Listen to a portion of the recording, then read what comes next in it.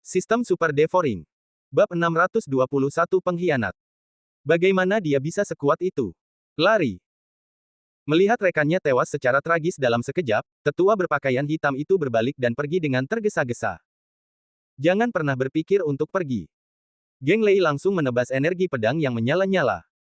Meskipun tetua berpakaian hitam itu menghindarinya, dia tidak dapat menghindari serangan Lan Xin.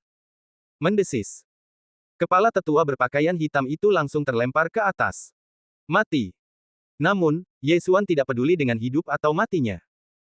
Yang dia pedulikan adalah cincin Qian Kun milik ahli klan iblis yang telah mencapai tingkat keempat transformasi dunia virtual. Namun, ketika dia baru setengah jalan, tubuhnya tiba-tiba dibawa pergi oleh seseorang. Zhao Junbo. Persetan dengan husky. Ye Xuan mengutuk dalam hatinya. Dia begitu bersemangat untuk membunuh sehingga dia lupa bahwa ada cincin Qian Kun yang lebih berharga. Pada saat ini, semua musuh telah mati. Tuan muda istana, cincin Qian Kunmu. Zhao Junbo melirik Ye Xuan dengan penuh arti, lalu bergegas ke sisi Lan Xin dan menyerahkan cincin Qian Kun milik ahli klan iblis. Ini untukmu, kata Lan Xin dengan murah hati. Terima kasih, tuan muda istana. Zhao Junbo menyeringai dan melirik Ye Xuan lagi. Sialan. Ye Xuan mengumpat lagi dalam hatinya. Jika Zhao Junbo adalah musuh, dia pasti sudah membunuhnya sejak lama. Saudara situ, apa yang harus kita lakukan sekarang? Tanya Lan Xin. Karena ini sudah terjadi, insiden serupa mungkin terjadi di benteng lain. Namun, kita masih harus pergi dan melihat. Ayo kita lanjutkan perjalanan kita, kata Geng Lei. Kelima orang itu mulai melanjutkan perjalanan mereka lagi. Ye Xuan mengikuti tanpa suara. Sekarang wilayah kekuasaannya tidak kalah dari Zhao Junbo. Kekuatannya mungkin hanya kedua setelah Lan Xin. Bahkan jika Lan Xin telah memahami rahasia sayap angin, tidak mudah untuk membunuhnya. Saat ini, dia sangat dekat dengan perluasan garis keturunannya. Mereka melakukan perjalanan selama 1 hari lagi dan akhirnya tiba di benteng rahasia kedua.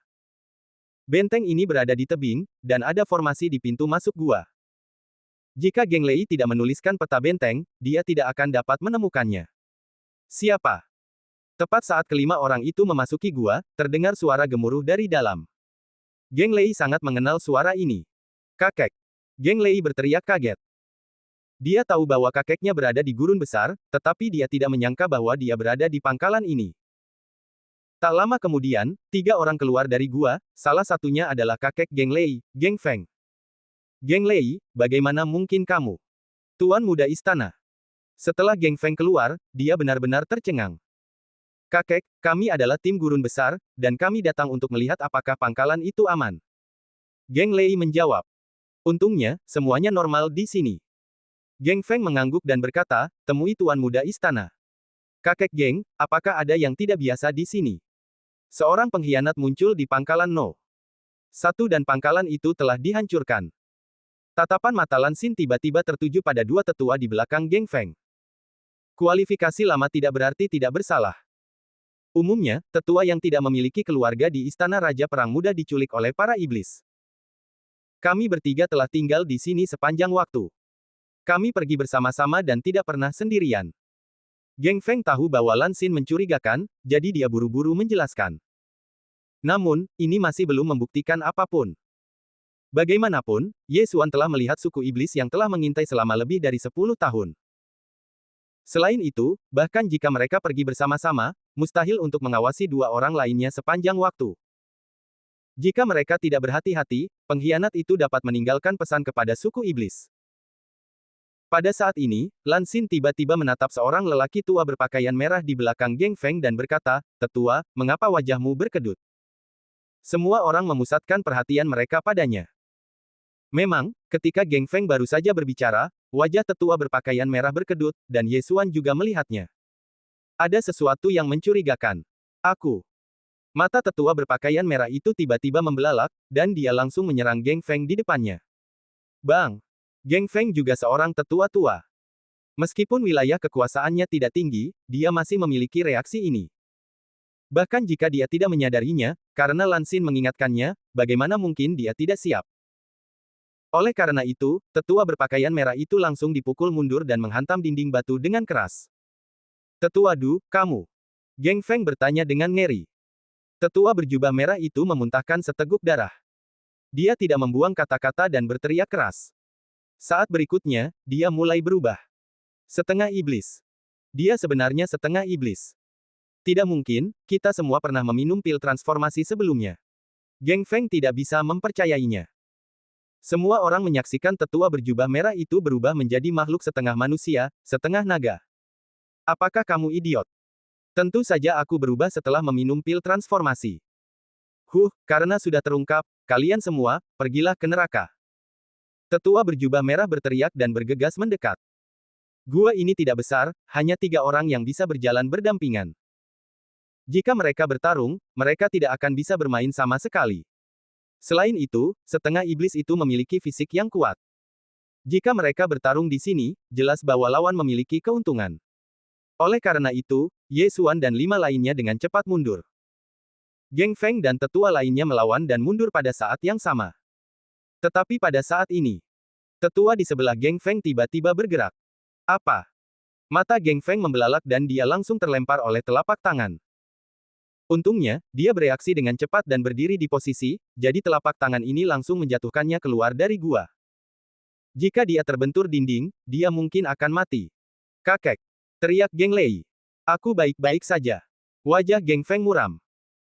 Dia tidak menyangka bahwa dia telah hidup dalam krisis sepanjang waktu, dan ada 2 pengkhianat di sampingnya, dan dia sama sekali tidak mengetahuinya. Itu terlalu menakutkan. Kalian memang pengkhianat. Lan Xin mendengus dingin, menatap kedua tetua yang telah berubah menjadi monster. Kau sudah tahu itu sejak lama. Tetua berpakaian merah itu bertanya dengan ngeri. Tentu saja, aku datang ke sini khusus untuk menangkap pengkhianat kali ini. Lan Xin mengepalkan perak dan tertawa. Kata-katanya juga mengejutkan Ye Xuan dan keempat lainnya. Apakah kepala aula muda ini datang ke sini dengan izin, alih-alih menyelinap ke sini? Tentu saja, itu hanya kecurigaan. Aku hanya punya daftar tersangka. Kau sendiri yang mengungkapkan kakimu. Lan Xin menambahkan. Ini di luar dugaan Ye Xuan. Anehnya, bagaimana mungkin putri wakil kepala aula-aula Raja Perang adalah orang biasa? Kalau begitu, kalian semua mungkin juga mati. Mata tetua berpakaian merah itu berkilat. Masalahnya telah terungkap, dan mereka hanya bisa menghancurkan mayat-mayat itu. Dia dan tetua lainnya, meskipun tingkat transformasinya hanya 40%, hampir 50%. Sekarang setelah mereka berubah menjadi monster, kekuatan mereka telah meroket. Sangat disayangkan bahwa mereka bertemu dengan tim Ye Xuan, ditambah Geng Feng. Dalam situasi 6 lawan 2, mereka tidak memiliki peluang untuk menang. Bunuh! Teriak Geng Feng, dan ke-6 orang itu bergegas mendekat dalam sekejap. Kekuatan kedua setengah monster itu tidak buruk, dan mereka menahan gelombang serangan pertama, tetapi saat berikutnya, mereka semua dibunuh oleh Ye Xuan dan 6 lainnya. Bab 622, Pembagian 2 Arah. Cincin Qian Kun. Ye Xuan bergegas menghampiri, dan kali ini, dia mengambil cincin Qian Kun terlebih dahulu. Namun, saat berikutnya, dia hampir menangis. Hei, tunggu, kedua cincin Qian Kun ini perlu diserahkan kembali, dan kedua orang ini ada dalam daftar. Lan Xin tiba-tiba bergegas menghampiri dan mengambil cincin Qian Kun dari tangan Ye Xuan. Penipuan. Ye Xuan mengumpat dalam hatinya, tetapi bagaimana dia bisa memberikan barang-barang yang dimilikinya? Saat Lan Xin mengambil cincin Qian Kun, dia menuangkan semua barang di dalamnya ke dalam ruang yang melahap. Lan Xin mengambil cincin Qian Kun dan berkata dengan heran, "Hei, mengapa kosong?" Dia melihat Ye Xuan mengambil cincin Qian Kun dengan matanya sendiri, dan segera bergegas menghampiri. Dia tidak dihalangi oleh Ye Xuan di jalan, jadi dia tidak meragukannya. Mungkin barang-barang itu telah disembunyikan. Lan Xin berbalik dan pergi. Di sisi lain, Zhao Junbo menunjukkan ekspresi senang, karena cincin Qian Kun yang dia dapatkan sebelumnya memiliki banyak barang bagus. Namun, milik Ye Xuan kosong, bahkan jika ada sesuatu, itu akan diambil. Dia tidak tahu bahwa Ye Xuan telah membuang barang-barang itu. Ding, tingkat transformasi tuan rumah telah meningkat, dan saat ini 37 poin.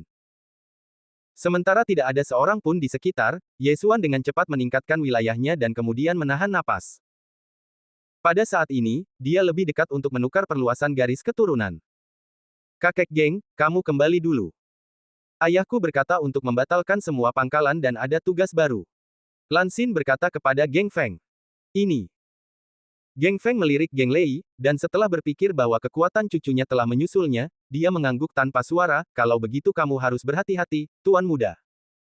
Tim 5 orang ini sangat kuat dan hampir dapat menyapu seluruh area luar Great Wilderness.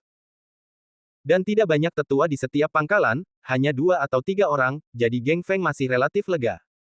Kemudian, Geng Feng langsung pergi. Kali ini, Lan Xin tidak lagi bertanya kepada Geng Lei apa yang harus dilakukan selanjutnya, tetapi langsung mengeluarkan gulungan perkamen dan berkata, "Saudara Situ, ini adalah daftar tersangka. Selanjutnya, mari kita bagi menjadi 2 kelompok." Tuan Muda, ini. Geng Lei terkejut. Satu tim akan dibagi menjadi 2 tim. Kemampuan bertahan hidup ini akan berkurang. Kalian bertiga bisa pergi bersama, aku akan mengurusnya. Lan Xin tiba-tiba menunjuk Ye Xuan dengan jari-jarinya yang dipotong seperti bawang hijau. Geng Lei mengangkat alisnya dan ragu-ragu. Kekuatan Lan Xin jauh melampaui dirinya. Dapat dikatakan bahwa mereka berempat adalah beban bagi Lan Xin. Jika Lan Xin membawa Ye Xuan bersamanya, bahkan jika dia menghadapi bahaya, Lan Xin dapat menyeret Ye Xuan pergi. Tanpa menunggu Geng Lei menjawab, Lan Xin berkata, "Sudah diputuskan.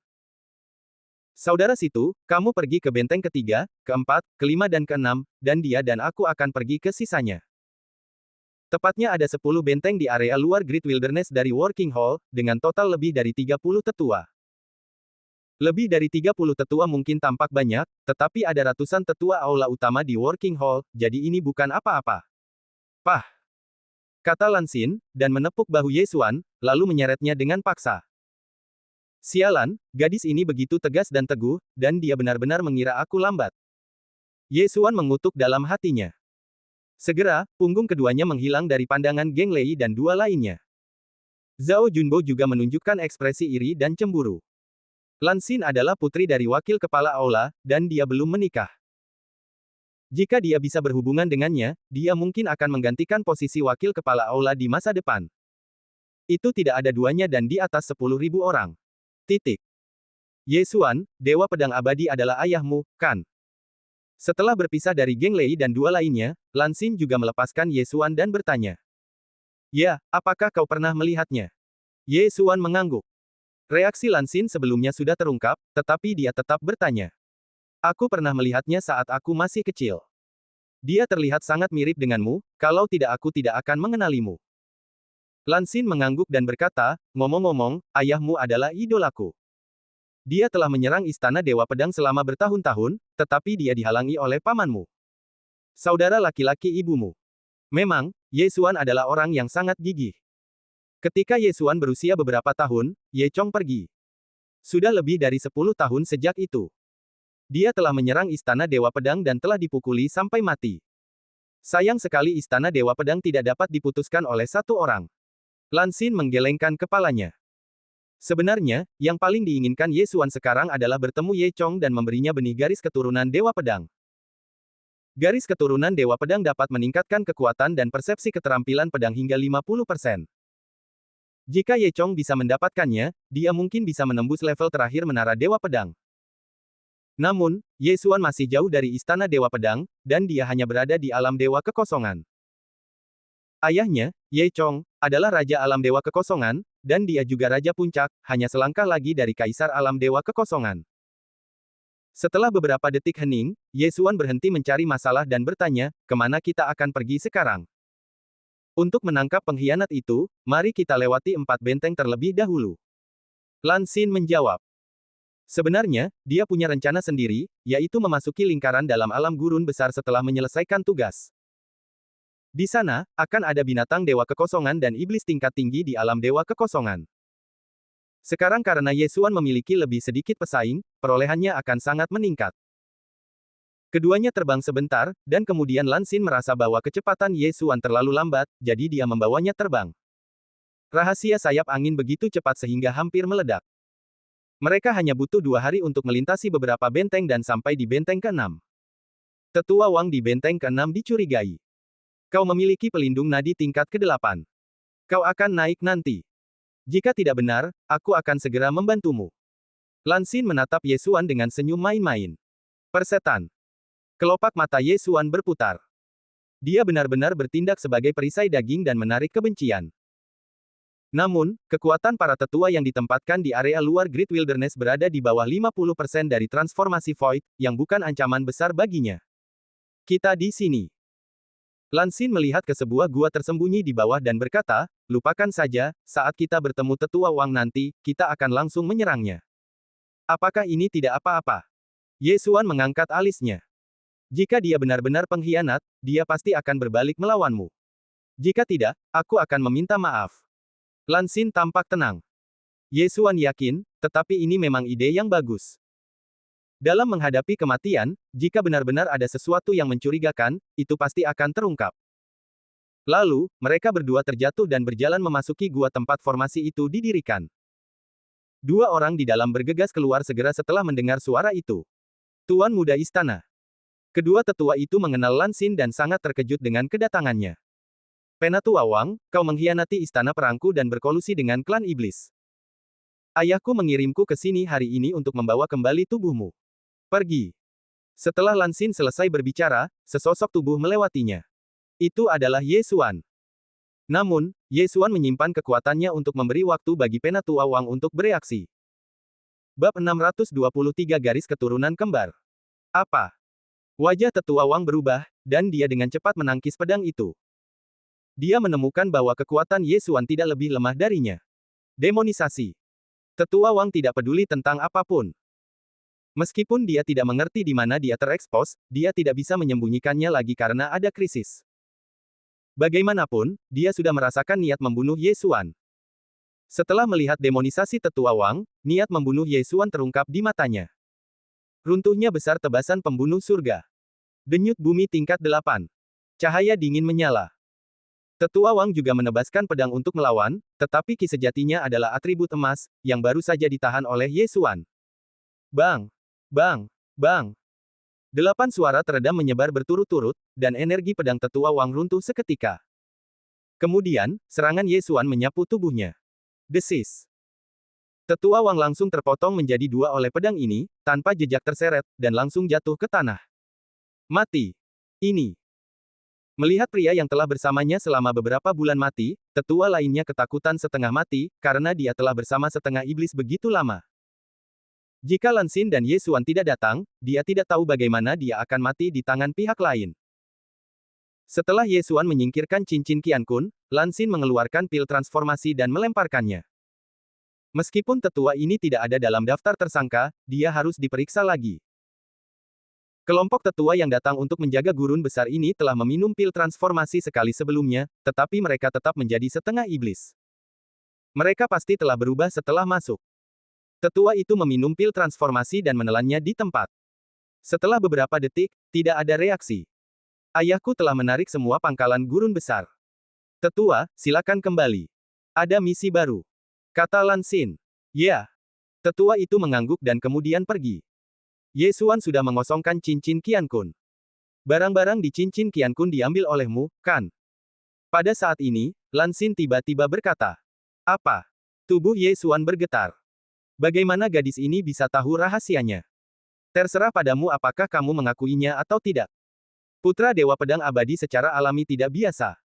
Kamu telah membuat begitu banyak terobosan di sepanjang jalan. Kurasa aku tidak bisa tidak meragukannya. Lan Xin tersenyum dengan mata menyipit. Sial. Ye Xuan mengumpat dalam hatinya. Dia baru saja dengan sengaja menahan napas, tetapi dia masih ketahuan. Ini benar-benar berbeda dari gadis kecil yang pernah dilihatnya sebelumnya. Pertama kali dia melihat Lan Xin adalah ketika dia kembali ke Istana Raja Perang setelah lulus ujian kesetiaan.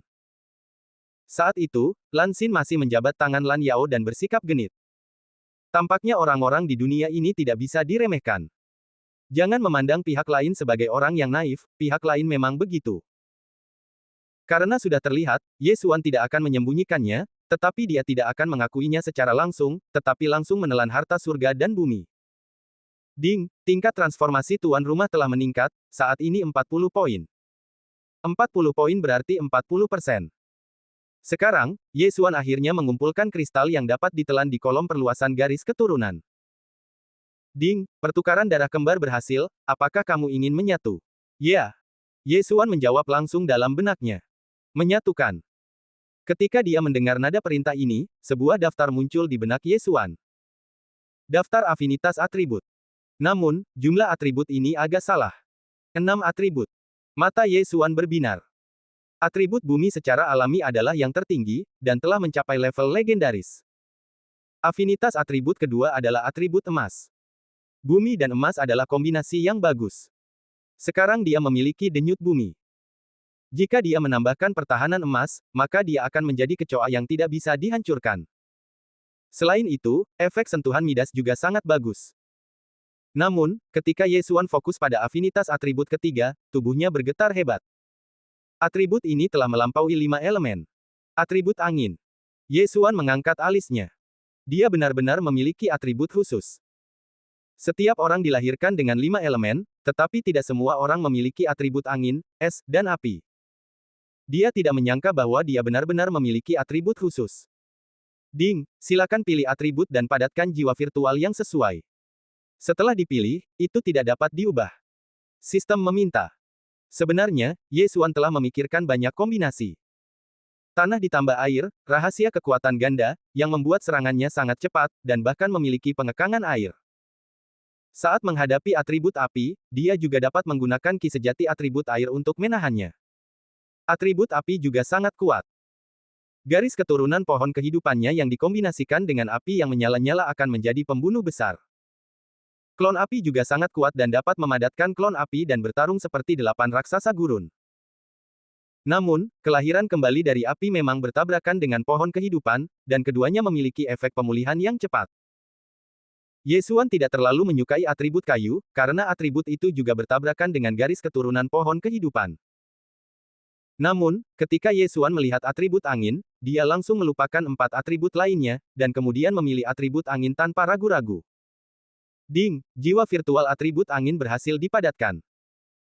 Ketika dia mendengar suara perintah sistem, Ye Xuan melihat bahwa jiwa virtual lain muncul di dantian emasnya, seperti jiwa atribut bumi, dan berubah menjadi 4 jiwa virtual. Garis keturunan kembar, selesai. Haha, sekarang aku punya 2 atribut. Ketika aku memahami rahasia sayap angin, aku mungkin bisa bertarung melawan Master Alam Dewa Void tingkat tinggi. Ye Xuan sudah sangat gembira. Namun, dia masih harus menunggu sampai dia memahami rahasianya. Bagaimanapun, dia baru saja memadatkan jiwa Dewa Void dan perlu memahaminya sendiri. Apa yang kamu tertawakan? Pada saat ini, suara yang jelas dan indah tiba-tiba terdengar di telinga Ye Xuan. Ye Xuan dibawa kembali ke dunia nyata oleh kalimat ini dan tersenyum, tidak ada. Kau punya banyak rahasia. Kau bisa tiba-tiba meningkatkan wilayah kekuasaanmu dan menjarah benda-benda lain di cincin Qian Kun. Tapi jangan khawatir, aku tidak akan membocorkan rahasia ini kepada orang lain. Lagi pula, ayahmu punya hubungan baik dengan kepala istana. Lan Xin berkata perlahan. Kepala istana. Ye Xuan mengangkat alisnya. Dia tahu bahwa Hall Master yang dibicarakan Lan Xin adalah Hall Master dari Working Hall, bukan ayah Lan Xin, Lan Yao. Hall Master adalah teman baik ayahmu, dan dia juga seorang Palace Master dari Sword God Palace. Lan Xin mengungkapkan rahasia lainnya. Palace Master dari Sword God Palace. Ye Xuan terkejut, tetapi apa gunanya? Bukankah ayahnya masih tidak bisa memasuki Sword God Palace? Di Sword God Palace, hanya Kaisar Void God Realm yang memenuhi syarat untuk menerima murid. Sayang sekali Hall Master hanya seorang raja puncak dari Void God Realm dan tidak dapat menerima ayahmu, jika tidak, ayahmu pasti sudah bersatu kembali dengan ibumu sejak lama. Lan Xin berkata lagi. Kaisar Void God Realm. Meskipun Lan Xin tidak mengatakannya, Ye Xuan memikirkannya. Ye Chong mendapatkan warisan dari Eight Desolate Sword God, tetapi tidak diakui oleh Sword God Palace. Bukankah ini berarti bahwa Eight Desolate Sword God adalah Kaisar Void God Realm? Bab 624 Atribut Ganda. Ayah mewarisi Dewa Pedang 8 Desolate, tetapi mewariskan Pedang 8 Desolate kepadaku. Ye Xuan berpikir dalam hatinya. Ketika dia berada di Kekaisaran Xuanyang, Ye Chong meninggalkan sepucuk surat. Di dalamnya tertulis bahwa Ye Xuan punya 2 pilihan. 1.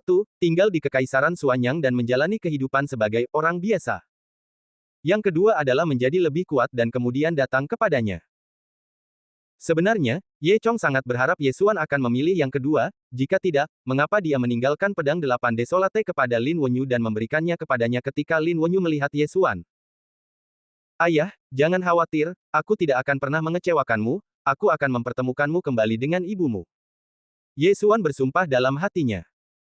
Meskipun dia adalah seorang yang menyeberang, tubuh ini bagaimanapun juga adalah yang tidak beruntung.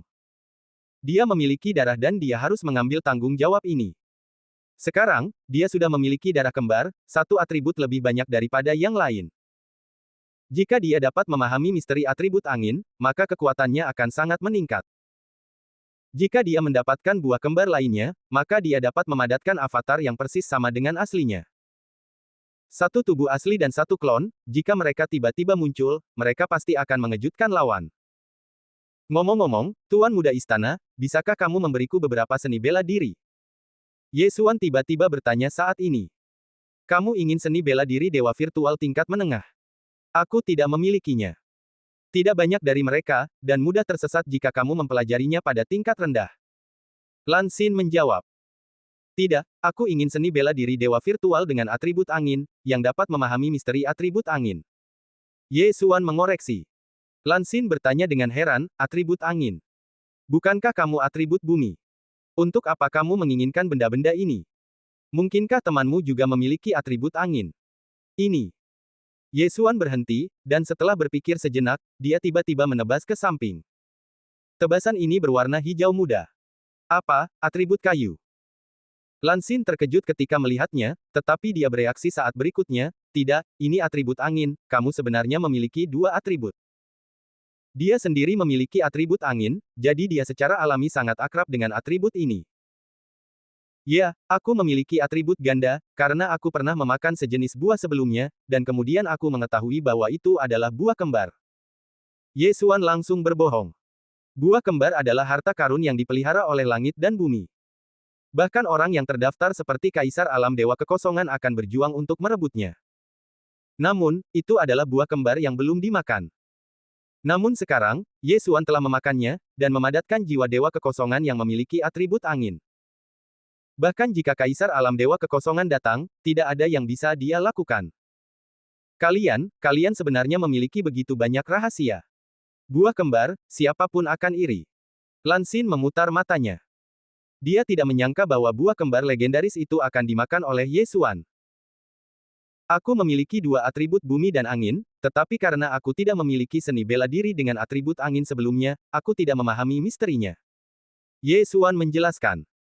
Lan Xin berhenti sejenak, lalu mengeluarkan dua seni bela diri langsung dari cincin Qian Kun dan melemparkannya ke Ye Xuan. Sayap anginku dipelajari dari gerakan tubuh meteor, dan tebasan naga angin ini adalah seni bela diri atribut angin terbaik di Istana Raja Perangku. Mungkin aku bisa memahami rahasia pedang angin. Kata Lan Xin. Terima kasih, Tuan Muda Istana. Mata Ye Xuan berbinar, dan tanpa basa-basi lagi, dia langsung mempelajari kedua seni bela diri ini. Ding, tuan rumah telah mempelajari gerakan tubuh meteor, dan kemahirannya saat ini adalah 10%. Ding, tuan rumah telah mempelajari tebasan naga angin, dan kemahirannya saat ini adalah 10%. Mempelajari dua seni bela diri virtual tidak mengubah apapun, jadi Lan Xin tidak menyadarinya.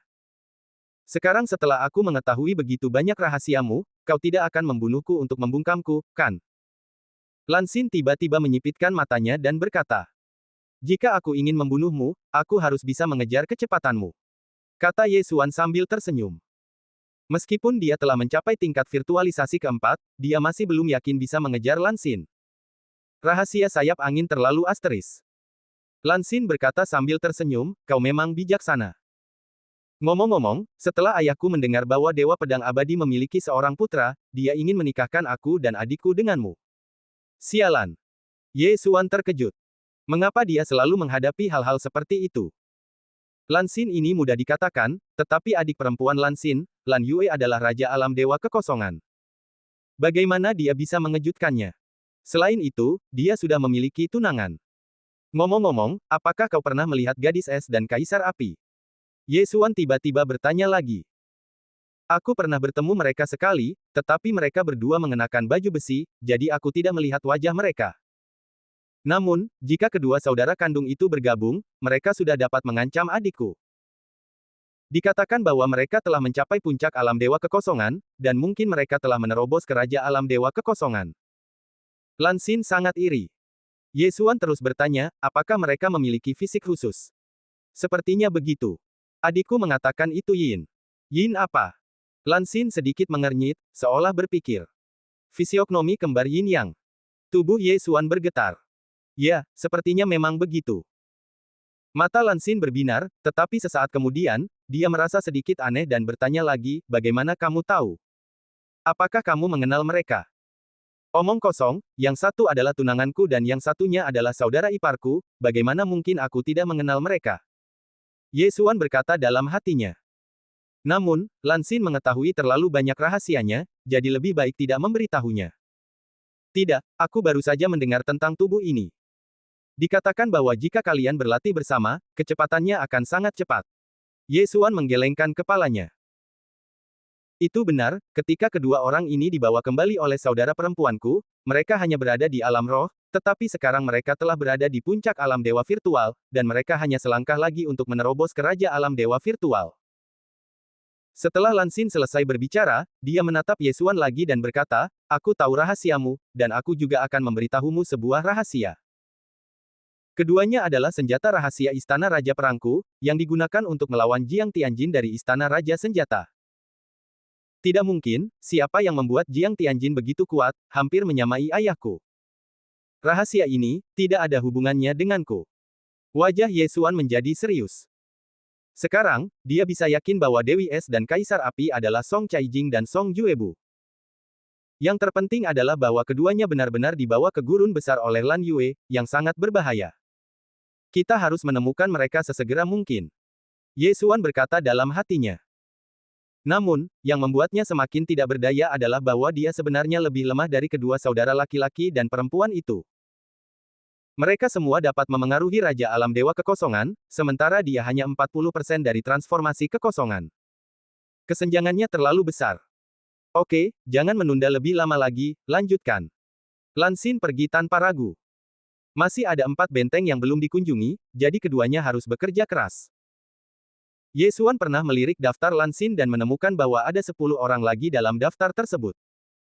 Ke-10 orang ini adalah jumlah dari beberapa benteng yang menjadi tanggung jawab mereka. 4 benteng, 10 orang. Ras iblis.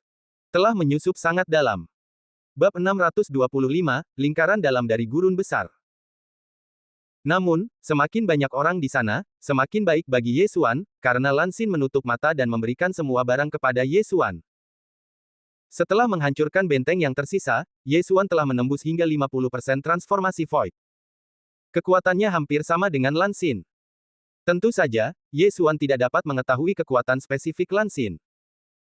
Meskipun 50%, bisa juga 55%, atau bahkan mendekati 60%. Apakah kita akan kembali? Setelah membunuh tetua setengah iblis terakhir, Ye Xuan tidak dapat menahan diri untuk bertanya. Tidak, aku tidak ingin kembali. Aku punya rencana lain. Lan Xin menggelengkan kepalanya. Mendengar ini, sosok Ye Xuan gemetar dan berseru, kau tidak ingin memasuki lingkaran dalam gurun besar. Ya, kalau tidak, mengapa aku memberimu barang-barang itu? Lan Xin mengangguk. Pada saat ini, Ye Xuan menyadari bahwa dia telah ditipu. Ternyata, Lan Xin hanya ingin mencari seseorang untuk menemaninya ke lingkaran dalam Great Wilderness.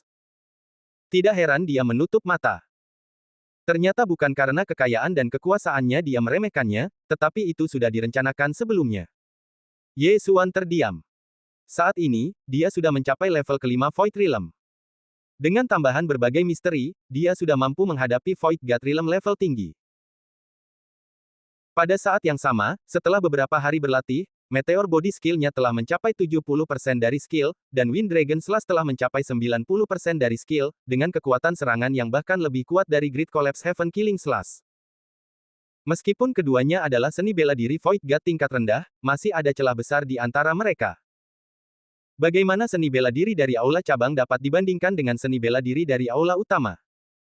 Terlebih lagi, Meteor Body skill dan Wind Dragon Slash diberikan oleh Lan Xin.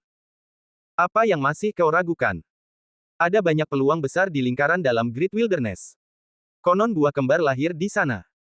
Selain itu, Wind Dragon Slash milikmu telah mengintegrasikan Earth Pulse level 8. Aku khawatir bahkan seorang master level 70% Void Realm tidak akan berani mengambilnya. Aku akan menuntunmu, tidak masalah. Lan Xin berkata dengan sedikit dorongan. Pikiran. Ye Xuan tentu saja tidak akan terpengaruh olehnya. Setelah mempertimbangkan dengan saksama, Ye Xuan mengangguk. Jika dia tidak memiliki cincin Qiankun itu, dia tidak akan bisa menerobos secepat ini. Selain itu, ada banyak peluang di Great Wilderness. Mungkin dia bisa mengejar Song Caijing dan Song Juebu kali ini. Jika dia cukup beruntung untuk mendapatkan buah kembar, dia akan menjadi luar biasa.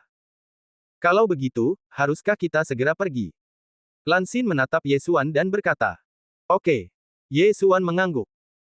Kali ini, jika kita memasuki lingkaran dalam Great Wilderness, kita mungkin akan bertemu dengan tim Song Caijing. Kemudian, mereka bisa bertemu. Pada saat itu, dia dan Lan Xin langsung melangkah ke lingkaran dalam Great Wilderness. Tuan Muda Istana, apakah ada pangkalan di lingkaran dalam Great Wilderness? Ye Xuan bertanya. Tidak, ada terlalu banyak master klan iblis, dan hanya ada beberapa tetua tingkat tinggi di alam dewa virtual Istana Raja Perangku. Jika mereka ditemukan, kerugiannya akan terlalu besar. Lan Xin menggelengkan kepalanya. Lalu apa rencanamu? Ye Xuan bertanya lagi. Lan Xin mengedipkan matanya yang cerah dan berkata, rencana apa? Masuk saja dan alami, rencana apa yang kamu butuhkan? Ye Xuan memutar matanya. Bahkan jika tidak ada rencana, setidaknya kamu harus mendapatkan peta lingkaran dalam Great Wilderness, kan? Tidak ada, hanya terbang membabi buta. Boom! Pada saat ini, ada suara keras di langit. Apakah ada yang bertarung? Ye Xuan mengerutkan kening. Itu tidak terlihat seperti pertarungan manusia, itu mungkin binatang virtual. Ayo pergi dan lihat. Lan Xin tampak seperti takut akan kekacauan di dunia dan terbang ke arah itu terlebih dahulu. Namun, ketika mereka semakin dekat, mereka menemukan bahwa ini memang bukan pertarungan antara manusia atau monster, tetapi seekor burung besar dan seekor naga terbang berkepala dua. Itu benar-benar binatang virtual. Lan Xin terdiam, kedua binatang virtual ini mungkin sebanding dengan para ahli transformasi virtual 50%. Aku tidak tahu apa yang mereka perjuangkan.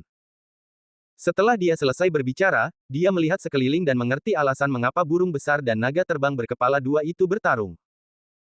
Ye Xuan mengikuti pandangannya dan menemukan rumput yang agak aneh, yang tampaknya merupakan harta karun alam.